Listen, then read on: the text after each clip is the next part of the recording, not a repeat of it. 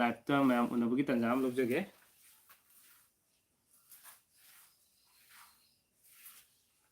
okay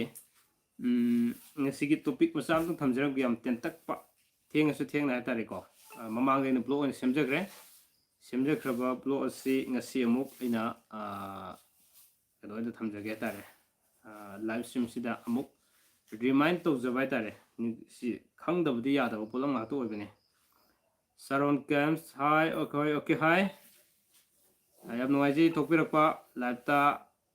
okay mayam tokpiro theng edu matamna amasung thabak ni yadabna maram oraga amumuksu live ta ngasi Sunday su obenina kari matang gino ai topic maming ijarabane yumda pitho oidaba amasung pusilaidaba polam singsi matang da hana blog ti semjagrabo ko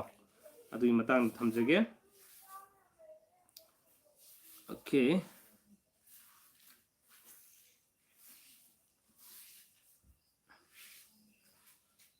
ma'am sound tabi bra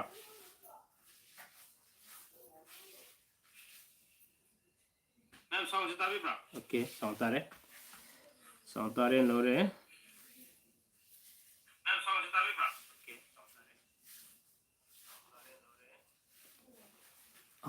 horse hujrage theng munina pangkui kuina lejaroi comment ngatang ni pajage sarda live stream hi okay hi sarda Saron Camps tai okay horse salam sanjit then asangam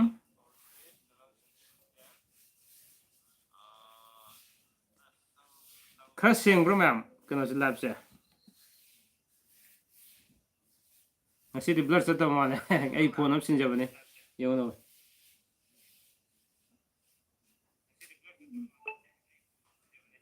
live yam xieng mun mi tare ngasi ta banatina kongdaram kai dore ai ngasi earpiece ka hapchadrabane ko phone se ma sinjai adugi nahan test abe tawjabada mapung phagedaba ngasi su ngasi live se mapung phajare khangjare nuajare aduga okay tabada nate themba tongom yam nuajai thembagi warise tabada mayam light up na bio light sit 10 dang yorogadi wari ta khogarage tare yaudrasum haujarani hobadi kugi pithoy daba amasung pusilai daba habise ai mamangda dok semjagraba matungda almost mayam su ayam yengnakre tare ko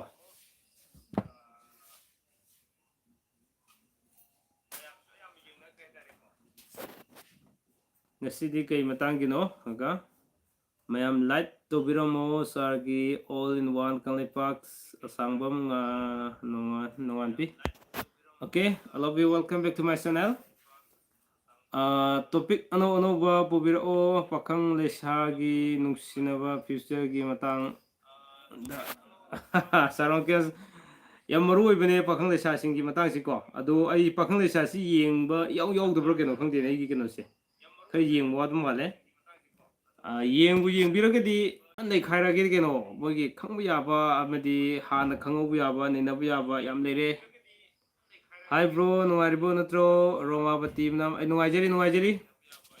corona manung yam nuaijeri covid manung je nuaibina yam boire okay yes lights 11 sure adu taragadi ai haujarage tasengna aise mayamna live thab matamda live stream da yam blur chale nuaide habidugi nuaide dana ichu phone ma sinjare pakhang yaure ha lokeshor okram 1995 si isagi date of birth oramgoda male lokeshor gi lokeshor se okay ngasi thamjari topic si tasengna ikoi khangbada yam kanaba amadi oigani hatare ko kari noy matamda yengo sumna thamjage yumban bagi lambi se alaman singna hainai turen gi lengoi degi hena kopi adana Canada की पुंसी live लोबिरो माले आई यंगिरमे अदुगा ngасidi Canada की पुंसी की live यंगे दा आई live था उम थेंगे तारे यम नुंगाई Canada की पुंसी मयाम यंबियो हुजि लाकबिरिबा Canada की पुंसी से still कोई कंगलिपाक सिदगी हौजखिबा दुगा हुजि हुजि Canada दा थबक तौदुन लेरिबनी मागी फैमिली ओने लोइन लेरिबनी अदुगा चैनल ओने हांगागा कंगलिपाक सिदा तौरिबा अखोइना उररोइदो हाइतारे Canada दा लोइन उहनबिरिबो हुजि Canada दा सॉरी Canada दा लेरिबो मोंग मतो Canada की पुंसी महेंग करम मोंग लेरि अमसुंग मफम दुदा अखोइ मैतै की मितै कयाम लेरि अमसुंग तोंगान तोंगान हाइतारे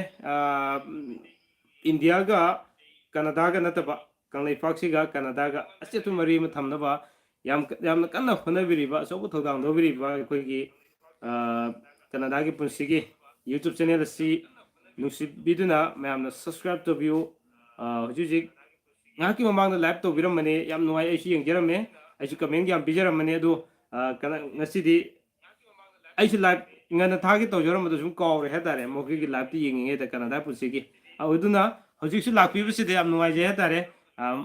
Canada pusi mu yengle live da loraga ai mu thare ai mu yengbire sumaina koi loina support tong da bu ngakeni aduga Canada pusi so one of the my big fan hetare koi ni loi oinare aduna moi family sing yam nuai wari nga singat nga sai ma ke moina live to wari to matam da yam frank oina wari watai to bu ko yam ta yam nuai ra me hetari ko aduna mayam na this is my humble request Canada gi punsi aigi favorite YouTube channel amsu ore hetari aduna mayam na nungsi binu subscribe to view like share to view have wa phapjai thamjage thank you so much Canada gi punsi lakpiba then adu Sadra Laisam 2000 Ramavati Yumnam kay mathel sarge bro कोई से इरो मने कोई किदा इरो मजारे चाबो कौरे जी सरो के bro अदुगी Matang दो कोई मयाम कोई मयाम ने से याम न मरु ओइबा जुट सिंगी पुंसी से तुंग थोकदबा हाना खंगजै नि खंजनिंगबा ओके करी मतंग नो ब्रो होबो कयाम कुइरगे कुजद्री हौद्रीबो चप माने याम नुंगारि आई कमेंट अमदि लौखसगे तौबने होरेन दि कमेंट पा हौरगदि पाबो ngमरो ब्रो बिजनेस की मतंग दा खरदा ओरबस्तु वीडियो सेबिरो okay okay Herojit Singakham business सो आगी क्वाइदगी पाम्बा अमने हेतारि को one of the my favourites line अम ओइरि मेसिजो जिकी मतम दिखोय अब्दुल कलाम नगा हबिरमबदो 21st century से हजिकसे 21st century से हिंगबदा पुंसी महिंग अमोना फजना कोइगी मयाम ग मिमानना मयाम दगी मिकोक थोंगना नुंगाइबो पुंसी मोइगी हैब तारगदी कोई बिजनेस याउद्रगदी यारो हैबनी 21st century सिदी बिजनेस सी अंगम थाकता तोबिरो नियम सुमना theory practical याउना तौद्रगदी यारो theory याउदो यारो practical याउदो यारो हैतारे पुंग भाना फजन तौबो यम दरकार लै ओके अदुगी मतंग सो आई सोयन थमजरके बिजनेस की मतंग सो याना दुगु ngasagi main focus ama myam tobirkiबdo pakhang lesabi gi so ayamba mayam ne khangbining bu makai aina khang makai de lon share tawjarake aduga aina khangdo pot de khang saraga haibi yaba nati ko but khangbi gadam na I am not a god ai sur magdi nati loina mak khang gani habi de leite adu aina khangde kaina comment da habirak matam da aina khangde na hajira fawda haining da bugi wakhlona ma ubiba adu se nuaje de tare anyway सिना सी ओरे मागी मागी वखलोने आई ngasi की topic थमजरगे लोकसरगे यम नुआइजे मैम थोपिरकपा हजिक okay okay okay thanks bro okay welcome Pradeep Sinha से कसार की दो रंगुदो माले ब्रो नुआरिबो अना बदी कमदो रगे कोई चिदे अना ब याउद्रे अदुगा खुनगी ओने रिखले ओके दुदे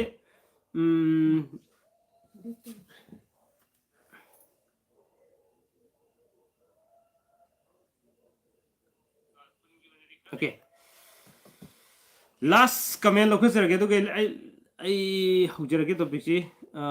साउगन बनुपासी करी उपाय तौरगा कई करी उपाय तौगे 하이비로 그까나 서건번 누빠세 서건번 누빠지디 그럼 파기도 길로 누비도 파기도 좀 야라 좀 하라라 좀 오케이 아이 파즈나 좀 하이제리세 아마가 뭐가 많아로 해두기 너무 되네다사 미미두기 마tung ina magi mana pamba karino habdu kari yenga satpi batai aduga magi pamba bu ning mutungan biragadi saugan bedu lero hatare sin asin aigi wakaloni ko salam nambi devi welcome back to my channel lakpi bi am nuai bro nupi na ayuk ki duk thabase pung tarani thoi ta dringai da laigi kon se losin gada bani hai se sum bro aseng madi nom da om lak tha gada bane ko live duk che ai mat adugi matang se thamjakhrabane adu live su noma nei na se dui matang su koi gi nomu da aseng madi trisandia ina hai korea lening chapu singi di tu gi koi mitei gi oina da amuk kai na ha matam da guru ohum ge hatare matam ohum na pu bese mangang ne luang ne kuman ne hari matam ohum sida ayuk tu mangang numit yung buduna luang aduga ko kumana kugi kanoda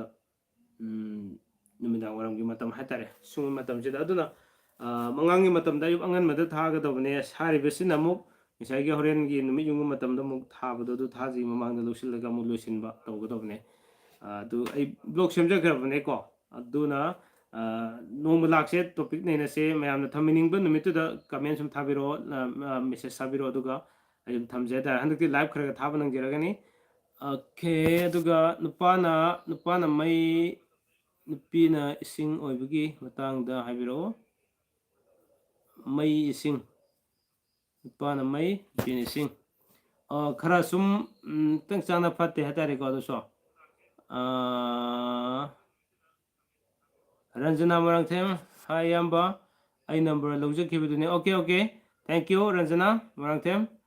लाकपीबी हम नुआइजे असहांगबम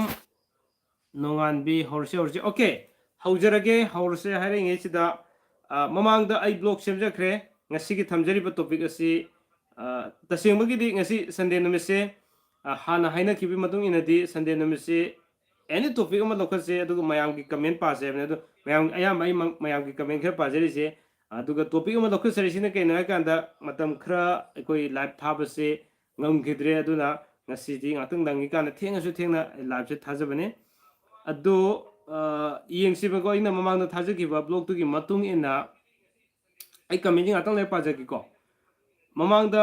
ikona thajakiba blog tu gi matung ina asumna habi ai pithok ai ikona pithok kada yumdagi pithok pu yaba polam sing amasung pusinba sorry pithok ai da bai tare pithok pu yaba nate pithok ko fataba yumdagi amasung pusilak pusu fataba posak khara lei la hariba posak singche numit ki matung ina thamgada bai tare कोई निमित्त हफ्ता में लेरिबा निमित्त तरे नि सिगी तोंगान बा इमुंग the पुसिलक पे यादबा अमसुंग पुथोखिबा यादबा pollen सिंग लei हारिबा सिंग सि मतंग दा ai खितंग तेंतंग थमजरगा मया कमेन अम लोकसगे अदुगा नै नमिना से तारे को अहान बद नोमाजिन मिगी थमजगरे सॉरी नोमाजिन मिगी थमजगे नोमाजिन मिस से असिदा इखोना युमदगी पिथो ओइदबा मिंगोना पिथो हैदबा पोलम सिंग जि मसी या मरु को करी ना मतम दिगो युम्बान बगी अहनसिंग नाइना बदुने युम्बान बाइबसी तुरिंग लेंगोय दगी हेना coupe हाबने am summa yani masi wafam je it's really ko fe oibene pajan summe da aduna yengbiyo nomajing numita pitho aidaba polam singse u pitho aidre wa pitho ko phatre daga u na saba pot singse nomajing misi dago u pitho ko phatre wa pitho ko phatre yana daga any u na saba polam sing makai singse nomajing numita pitho ki ba phatte ba aduga khangbi gadabamna numit tareni singsida pithok ko fatte habese garina ha matamda ngasi ngakhtang gi pu gi bataraga so numit tadringe da natraga numit da hariba numit da pusin birak po oy di fai aduga puthokraga atop mafam amda ehing lekhi bor taraga di fatte habini ko adu ngakhtang gi waitho waisin to bagi aduga numit da sum pusilak pagi oraga di ya adum kasu kai di ha tare sima mayamna khangbiro aduna hojiki thamjaki ba nomaijing numit ki ai comment yam ure ngata ne pajar ki ko nomaiji nimitta ꯄꯤꯊꯣꯛꯍꯩꯗꯕ ꯄꯣꯠꯂꯝꯁꯤꯡꯁꯦ ꯍꯧꯖꯤꯛꯀꯤ ꯍꯥꯏꯔꯤꯁꯤ ꯎ ꯋꯥ ꯑꯃꯁꯨꯡ ꯎꯅ ꯁꯥꯕ ꯑꯦꯅꯤ kind of things ꯀꯣ ꯄꯣꯠꯁꯤꯡꯁꯦ ꯃꯁꯤ ꯌꯨꯝꯗꯒꯤ ꯄꯤꯊꯣꯛꯈꯤꯕ ꯐꯠꯇꯦ ꯑꯗꯨꯒ ꯄꯨꯁꯤꯟꯕ ꯌꯥꯗꯕ ꯄꯣꯠꯁꯤꯡ ꯍꯥꯏꯔꯤꯕ ꯅꯨꯃꯤꯠꯁꯤꯗ ꯄꯨꯁꯤꯟꯕ ꯌꯥꯗꯕ ꯄꯣꯠꯁꯤꯡꯁꯤꯅ ꯙꯥꯇꯨꯅ ꯁꯥꯕ ꯄꯣꯠꯁꯤꯡꯁꯦ ꯑꯃꯁꯨꯡ ꯖꯤꯕ ꯄꯥꯟꯕ ꯄꯣꯠꯁꯤꯡ ꯑꯩꯈꯣꯏꯅ ꯂꯩꯔꯛꯑꯒꯁꯨ ꯃꯁꯤ ꯐꯠꯇꯦ ꯍꯥꯏꯇꯥꯔꯦ ꯅꯣꯡꯃꯥꯏꯖꯤꯡ ꯅꯨꯃꯤꯠꯁꯦ ꯃꯌꯥꯝ ꯈꯪꯕꯤꯔꯣꯀꯣ ꯅꯣꯡꯃꯥꯏꯖꯤꯡ ꯅꯨꯃꯤꯠꯇ ꯑꯦꯅꯤ ꯖꯤꯕ ꯄꯥꯟꯕ ꯄꯣꯠ ꯑꯃ ꯂꯩꯕꯤꯔꯒ ꯌꯨꯝꯗ ꯄꯨꯔꯛꯄꯁꯦ ꯂꯣꯏꯅꯕꯒꯤꯗꯃꯛꯇ ꯄꯨꯕꯤꯔꯛꯄꯁꯤ ꯌꯥꯝ ꯐꯠꯇꯕ ꯅꯨꯃꯤꯠ ꯑꯃ ꯑꯣꯏ ꯃꯁꯤ ꯈꯪꯕꯤꯔꯣ ꯑꯃꯁꯨꯡ ꯙꯥꯇꯨꯅ ꯁꯥꯕ ꯄꯣꯠꯁꯤꯡꯁꯦ ꯃꯁꯤꯁꯨ ꯐꯠꯇꯕ ꯑꯣꯏ ꯑꯗꯨꯒ ꯃꯊꯪꯗ ꯅꯤꯡꯊꯧꯀꯥꯕ ꯅꯨꯃꯤꯠꯀꯤ ꯊꯝꯖꯒꯦ ꯅꯤꯡꯊꯧꯀꯥꯕ ꯅꯨꯃꯤꯠꯁꯤꯗꯤ ꯑꯩꯈꯣꯏꯒꯤ ꯄꯤꯊꯣꯛꯈꯤꯕꯒꯤ ꯑꯣꯏꯅꯗꯤ ꯌꯥꯗꯕ ꯂꯩꯇ꯭ꯔꯦ ꯑꯦꯅꯤ ꯌꯥꯏ ꯍꯥꯏꯇꯥꯔꯦꯀꯣ ꯌꯥꯝ ꯐꯕ ꯑꯣꯏ ꯄꯤꯊꯣꯛꯈꯤꯕꯗ ꯑꯗꯨꯒ ꯄꯨꯁꯤꯟꯕ ꯐꯠꯇꯕꯁꯦ ꯄꯨꯁꯤꯟ ꯁꯣꯔꯤ ꯉꯁꯥꯏꯒꯤ ꯉꯁꯥꯏꯒꯤ ꯖꯤꯕ ꯄꯥꯟꯕ ꯄꯣꯠ ꯂꯩꯕꯒꯤꯗꯣ ꯖꯤꯕ ꯄꯥꯟꯕ ꯄꯣꯠ ꯂꯩꯕꯒꯤꯗꯣ ꯑꯗꯨ ꯅꯤꯡꯊꯧꯀꯥꯕꯁꯤꯅꯦꯀꯣ ꯃꯔꯨ ꯑꯣꯏꯅ ꯑꯗꯨꯒ ꯅꯣꯡꯃꯥꯏꯖꯤꯡ ꯅꯨꯃꯤꯠꯇꯅ ꯙꯥꯇꯨꯅ ꯁꯥꯕ ꯄꯣꯠ ꯍꯥꯏꯇꯥꯔꯦ ꯑꯁꯤꯅꯦ ꯑꯗꯨꯒ ꯄꯤꯊꯣꯛꯑꯣꯏꯗꯕꯩꯗꯤ ꯊꯣꯏꯅ ꯂꯩꯇ꯭ꯔꯦ ꯑꯗꯨꯒ ꯂꯩꯕꯥꯛꯄꯣꯛꯄ ꯅꯨꯃꯤꯠꯁꯦ ꯂꯩꯕꯥꯛꯄꯣꯛꯄ ꯅꯨꯃꯤꯠꯇ ꯁꯦꯠꯅꯕ ꯐꯤꯔꯣꯜ ꯀꯩꯗꯧꯅꯨꯡꯗ ꯂꯩꯔꯒ ꯄꯨꯁꯤꯟꯕꯤꯔꯛꯀꯅꯣ ꯌꯨꯝꯗ ꯀꯨꯏꯅꯁꯨ ꯆꯠꯂꯣꯏ ꯑꯗꯨ ꯁꯦꯠꯂꯒ ꯑꯐꯕꯁꯨ ꯑꯣꯏꯔꯣꯏꯕ ꯁꯤ ꯈꯪꯕꯤꯌꯣ ꯃꯌꯥꯝ ꯃꯁꯤ ꯑꯩꯅ ꯍꯥꯏꯕ ꯅꯠꯇꯦꯀꯣ ꯑꯍꯜ ꯂꯃꯟꯁꯤꯡꯅ ꯊꯝꯕꯤꯔꯝꯕ ꯂꯥꯏꯋꯥꯁꯤꯡꯗꯨꯅꯤ ꯍꯥꯏꯇꯥꯔꯦ ꯑꯩꯒꯤꯗꯤ ꯃꯌꯥꯝ ꯈꯪꯃꯤꯟꯅꯁꯦ ꯍꯥꯏꯕ ꯑꯗꯨ ꯁꯤꯒꯤ ꯋꯥꯈꯜꯂꯣꯟ ꯈꯛꯇꯅꯦ ꯁꯤꯗ ꯃꯌꯥꯝꯅ ꯂꯧꯕꯤꯕ ꯂꯧꯕꯤꯗꯕ ꯍꯥꯏꯕꯗꯨꯗꯤ ꯃꯍꯧꯁꯥꯒꯨꯝꯕ ꯑꯩ ꯁꯨꯝ ꯍꯥꯏꯖꯒꯦ ꯏꯠꯁ ꯑꯞ ꯇꯨ ꯌꯨ ꯍꯥꯏꯖꯒꯦ ꯑꯗꯨꯒ ꯂꯩꯕꯥꯛꯄꯣꯛꯄ ꯅꯨꯃꯤꯠꯁꯦ ꯈꯪꯕꯤꯔꯣ ꯌꯨꯝꯗ ꯄꯨꯁꯤꯜꯂꯛꯄ ꯐꯠꯇꯕꯁꯦ ꯑꯦꯅꯤ ꯀꯥꯏꯟ ꯑꯣꯐ ꯑꯩꯈꯣꯏꯒꯤ ꯀ꯭ꯂꯣꯠꯁ ꯁꯦꯠꯅꯕ ꯐꯨꯔꯤꯠ ꯐꯤꯔꯣꯜꯁꯤꯡ ꯂꯩꯔꯤꯁꯤꯡꯁꯦ ꯂꯩꯕꯥꯛꯄꯣꯛꯄ ꯅꯨꯃꯤꯠꯁꯤꯗ ꯄꯤꯊꯣꯛꯈꯤꯕ ꯐꯠꯇꯦ ꯑꯗꯨꯒ ꯄꯨꯁꯤꯜꯂꯛꯄ ꯐꯠꯇꯕꯅ ꯆꯥꯅ ꯊꯛꯅꯕ ꯄꯣꯠꯁꯤꯡꯁꯦ ꯃꯁꯤ ꯂꯩꯔꯒ ꯄꯨꯁꯤꯜꯂꯛꯄ ꯐꯠꯇꯦ ꯄꯤꯊꯣꯛꯈꯤꯕꯅ ꯁꯦꯠ ꯆꯥꯅꯕ ꯐꯤꯔꯣꯜꯁꯤꯡꯁꯤ ꯄꯤꯊꯣꯛꯈꯤꯕ ꯐꯠꯇꯦ ꯁꯤꯅꯤꯀꯣ ꯑꯗꯨꯒ ꯌꯨꯝꯁꯀꯩꯁ ꯅꯨꯃꯤꯠꯁꯦ ꯁꯤꯗ ꯄꯤꯊꯣꯛꯈꯤꯕ ꯐꯠꯇꯕ ꯄꯣꯠꯂꯝꯁꯤꯡꯁꯤꯅ ꯁꯅꯥ ꯂꯨꯄꯥ ꯑꯃꯁꯨꯡ ꯀꯣꯜꯂꯤꯛ ꯃꯁꯤ ꯌꯨꯝꯁꯀꯩꯁ ꯅꯨꯃꯤꯠꯁꯤꯗ ꯄꯤꯊꯣꯛꯈꯤꯕ ꯐꯠꯇꯦꯕ ꯑꯗꯨꯒ ꯄꯨꯁꯤꯜꯂꯛꯄ ꯐꯠꯇꯕꯅ ꯌꯣꯠ ꯊꯥꯡ ꯑꯁꯦ ꯄꯨꯁꯤꯜꯂꯛꯄ ꯌꯥꯝ ꯐꯠꯇꯦ ꯑꯁꯤꯅ ꯌꯨꯝꯁꯀꯩꯁ ꯅꯨꯃꯤꯠꯀꯤ ꯂꯩꯔꯦ ꯑꯗꯨꯒ ꯁꯒꯣꯜꯁꯦꯟ ꯅꯨꯃꯤꯠꯁꯤꯗꯤ ꯄꯨꯁꯤꯜꯂꯛꯄꯒꯤ ꯑꯣꯏꯅꯗꯤ ꯑꯌꯥꯝꯕ ꯂꯣꯏꯅ ꯌꯥꯔꯦ ꯑꯗꯨꯒ ꯄꯤꯊꯣꯛꯈꯤꯕ ꯀꯔꯤꯝ ꯐꯠꯇ꯭ꯔꯦ ꯍꯥꯏꯇꯥꯔꯦ ꯑꯗꯨꯒ ꯏꯔꯥꯏ ꯅꯨꯃꯤꯠ ꯊꯝꯖꯒꯦ ꯏꯔꯥꯏ ꯅꯨꯃꯤꯠꯁꯤ ꯄꯤꯊꯣꯛꯈꯤꯕ ꯌꯥꯗꯕ ꯄꯣꯠꯂꯝꯁꯤꯡꯁꯦ ꯃꯔꯨ ꯃꯔꯥꯡ ꯑꯃꯁꯨꯡ ꯐꯧꯅꯆꯤꯡꯕ ꯃꯔꯨ ꯃꯔꯥꯡꯒꯤ ꯄꯣꯠꯂꯝꯁꯤꯡ ꯑꯃꯁꯨꯡ ꯐꯧꯒꯤ ꯄꯣꯠꯂꯝꯁꯤꯡ ꯑꯁꯤꯒꯨꯝꯕꯁꯤꯡꯁꯤ ꯄꯤꯊꯣꯛꯈꯤꯕ ꯐꯠꯇꯦ ꯏꯔꯥꯏ ꯅꯨꯃꯤꯠꯁꯤ ꯑꯗꯨꯒ ꯄꯨꯁꯤꯜꯂꯛꯄ ꯐꯠꯇꯕꯁꯤꯅ ꯁꯦꯠꯅꯕ ꯐꯤꯔꯣꯜꯁꯤꯡꯁꯤ ꯏꯔꯥꯏ ꯅꯨꯃꯤꯠꯇ ꯄꯨꯁꯤꯜꯂꯛꯄ ꯐꯠꯇꯦ ꯑꯗꯨꯒ ꯊꯥꯡꯖ ꯅꯨꯃꯤꯠꯁꯤꯗ ꯙꯥꯇꯨꯒꯤ ꯑꯃꯁꯨꯡ ꯙꯥꯇꯨꯅ ꯁꯥꯕ ꯄꯣꯠꯂꯝꯁꯤꯡꯁꯦ ꯄꯤꯊꯣꯛꯈꯤꯕ ꯐꯠꯇꯦ ꯍꯥꯏꯇꯥꯔꯦ ꯌꯨꯝꯗꯒꯤ ꯄꯤꯊꯣꯛꯈꯤꯕ ꯐꯠꯇꯦ ꯑꯗꯨꯒ ꯄꯨꯁꯤꯜꯂꯛꯄ ꯐꯠꯇꯕꯁꯤꯅ ꯊꯥꯡꯖ ꯅꯨꯃꯤꯠꯀꯤ ꯌꯣꯠꯅ ꯁꯥꯕ ꯄꯣꯠꯁꯤꯡꯁꯦ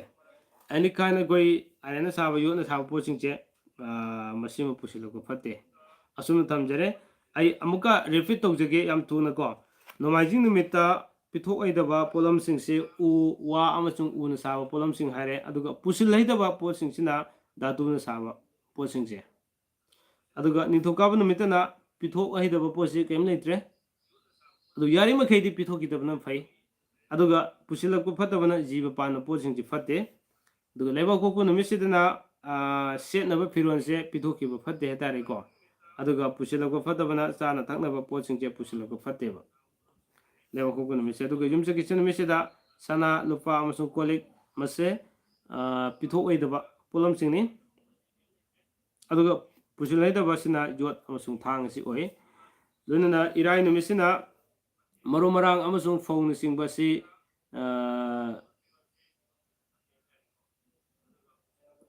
ꯃꯔꯨ ꯃꯔꯥꯡ ꯑꯃꯁꯨꯡ ꯐꯧꯅꯆꯤꯡꯕꯁꯤꯡ ꯑꯁꯤ ꯄꯤꯊꯣꯛꯈꯤꯕ ꯐꯠꯇꯦ ꯏꯔꯥꯏ ꯅꯨꯃꯤꯠꯁꯦ ꯑꯗꯨꯒ ꯄꯨꯁꯤꯜꯂꯛꯄꯁꯤꯅ ꯁꯦꯠꯅꯕ ꯐꯤꯔꯣꯜꯁꯤꯡꯁꯤ ꯂꯩꯔꯒ ꯑꯣꯏꯔꯁꯨ ꯄꯨꯁꯤꯜꯂꯛꯄ ꯐꯠꯇꯦ ꯍꯥꯏꯇꯥꯔꯦ ꯑꯗꯨꯒ ꯊꯥꯡꯖ ꯅꯨꯃꯤꯠꯁꯦ ꯙꯥꯇꯨꯒꯤ ꯄꯣꯠꯂꯝꯁꯤꯡ ꯑꯃꯁꯨꯡ ꯙꯥꯇꯨꯅ ꯁꯥꯕ ꯄꯣꯠꯂꯝꯁꯤꯡꯁꯦ ꯄꯤꯊꯣꯛꯈꯤꯕ ꯐꯠꯇꯦ ꯑꯗꯨꯒ ꯌꯣꯠꯅ ꯁꯥꯕ ꯄꯣꯠꯁꯤꯡꯁꯦ ꯃꯁꯤꯅ ꯑꯃꯨꯛ ꯄꯨꯁꯤꯜꯂꯛꯄꯁꯤ ꯐꯠꯇꯕ ꯍꯥꯏꯇꯥꯔꯦ ꯑꯁꯨꯝꯅ ꯑꯩꯈꯣꯏꯒꯤ ꯅꯨꯃꯤꯠ 9ꯁꯤꯗ ꯍꯥꯏꯗꯤ ꯕꯥꯔꯒꯤ ꯃꯇꯨꯡ ꯏꯟꯅꯁꯨ ꯍꯥꯏ ꯕꯥꯔꯒꯤ ꯃꯇꯨꯡ ꯏꯟꯅ ꯄꯤꯊꯣꯛꯑꯣꯏꯗꯕ ꯑꯃꯁꯨꯡ ꯄꯨꯁꯤꯜꯍꯩꯗꯕ ꯄꯣꯠꯂꯝꯁꯤꯡꯁꯤ ꯀꯔꯤ ꯀꯔꯤꯅꯣ ꯍꯥꯏꯕꯁꯤ ꯃꯌꯥꯝꯗ ꯉꯁꯤ ꯊꯝꯖꯅꯤꯡꯗꯨꯅ ꯑꯩ ꯃꯌꯥꯝꯗ ꯈꯨꯗꯣꯜ ꯇꯝꯖꯕꯅꯤ ꯍꯥꯏꯔꯤꯕ ꯃꯁꯤꯃꯛꯁꯨ ꯑꯩ ꯑꯉꯟꯕ ꯃꯇꯝꯗ ꯕ꯭ꯂꯣꯛ ꯑꯗꯨꯃꯛ ꯁꯦꯝꯖꯈ꯭ꯔꯦ ꯑꯗꯨꯒ ꯕ꯭ꯂꯣꯛ ꯁꯦꯝꯖꯔꯕ ꯃꯇꯨꯡꯗ ꯀꯨꯏꯅ ꯂꯩꯔꯕ ꯃꯇꯨꯡꯗ ꯑꯗꯨꯛ ꯃꯇꯤꯛ ꯐꯖꯅꯁꯨ ꯌꯦꯡꯅꯈꯤ ꯉꯁꯤ ꯑꯃꯨꯛ ꯂꯥꯏꯚ ꯁ꯭ꯇ꯭ꯔꯤꯝꯁꯤꯗ remind tꯧjꯕꯅꯦ ningsingjaba oina haitare okay sibu lere si ngakang rest lobo oina haitare mayam gi comment amuk paminase ai lokajarake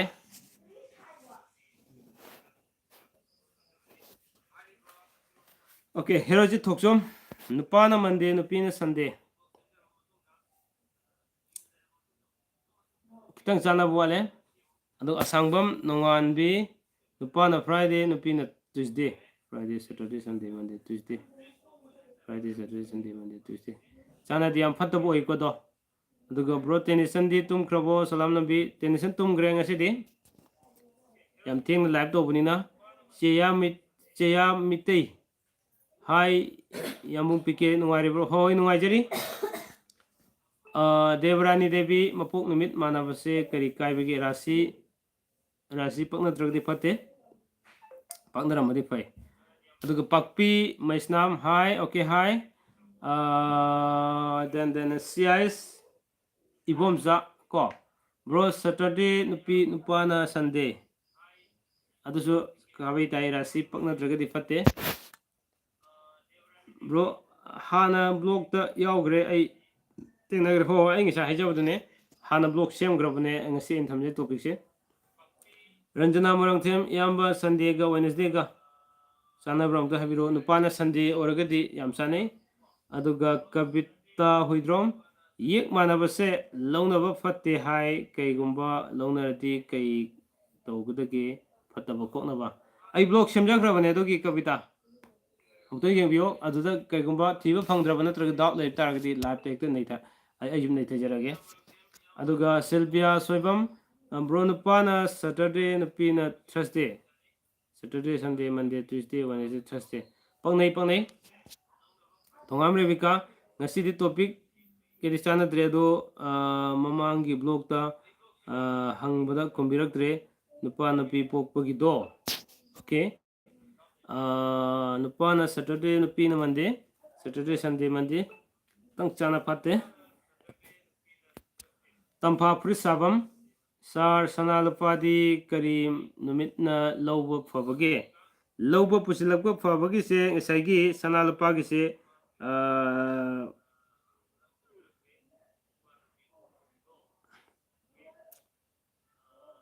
nomajing numisi jai nomajing numisi jai okay aduga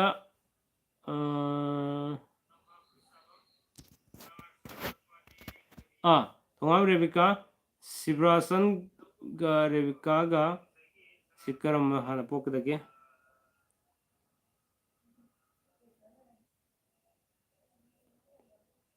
nupi aduga yai parembi thoksom Thursday kitang chana fate CIS ibomsa adudi mapok numit manabadi sanade adugo rasi sanaragadi sukaide okay am sumna habirakre ya yumnam bimol nithauja Friday ga Saturday ga Friday nupa Saturday nupi sorry Friday nupa Thursday nupi abko tang chana oide ngasi khabai tabi am lai heroji chinga kham ro nupa na Monday nupi na Wednesday Monday Tuesday Wednesday khabai tare si jo okay yai pharambi thoksom kumbaga tulaga se sana bro rasi sidi ai WhatsApp tor su hangbiro lo okay Saturday nupa amasung Friday nupi Saturday tang chana boy decision heroji thokjom kari torga fani sar takbiramu nupa Monday nupi Sunday okay to ina kai belero hena loriam nupi na Sunday nupa na Thursday Friday Saturday Sunday pangnai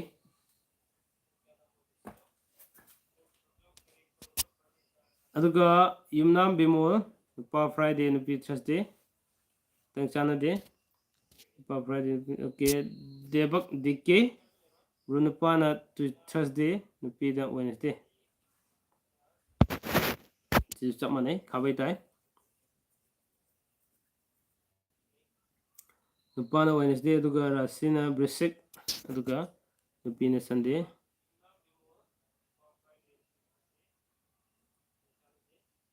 Wednesday Thursday Friday ꯁꯦꯇꯔꯗꯦ ꯁꯟꯗꯦ ꯈꯤꯇꯪ ꯆꯥꯅꯕ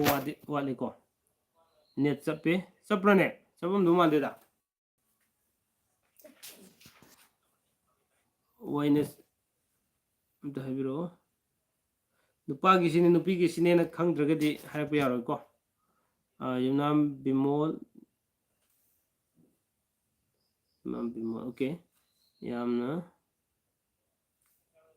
ꯅꯨꯄꯥ ꯁꯦꯇꯔꯗꯦꯅꯤ ꯄꯤꯌꯥ ꯑꯣꯀ꯭ꯔꯝ ꯅꯨꯄꯥ ꯁꯟꯗꯦ ꯅꯨꯄꯤ ꯃꯟꯗꯦ ꯌꯥꯝ ꯐꯔꯦ ꯌꯥꯝ ꯆꯥꯟꯅꯔꯦ ꯅꯨꯄꯥ Friday ꯅꯨꯄꯤ ꯁꯟꯗꯦ ꯐ꯭ꯔꯥꯏꯗꯦ ꯁꯦꯇꯔꯗꯦ ꯁꯟꯗꯦ ꯑꯗꯨꯃ ꯈꯤꯇꯪ ꯆꯥꯟꯅꯕ ꯋꯥꯠꯂꯦ ꯑꯗꯒꯤ ꯀꯃꯦꯟꯁꯤ ꯌꯥꯝꯃꯝꯈ꯭ꯔꯦꯗ ꯑꯗ ꯄꯣꯊꯥꯒꯦ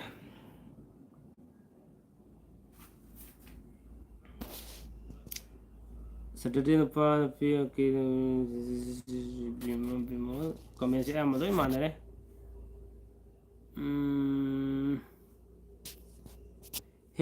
ꯍꯦꯟꯅ ꯗꯤꯇꯦꯜ ꯑꯣꯏꯅ ꯃꯄꯨꯡ ꯐꯥꯅ ꯈꯪꯕꯤꯅꯤꯡꯕꯁꯤꯡꯗꯣ ꯁꯨꯝ ꯑꯩ ꯋꯥꯆꯞꯇ ꯂꯥꯛꯄꯤꯌꯨ ꯈꯥꯕꯩ ꯇꯥ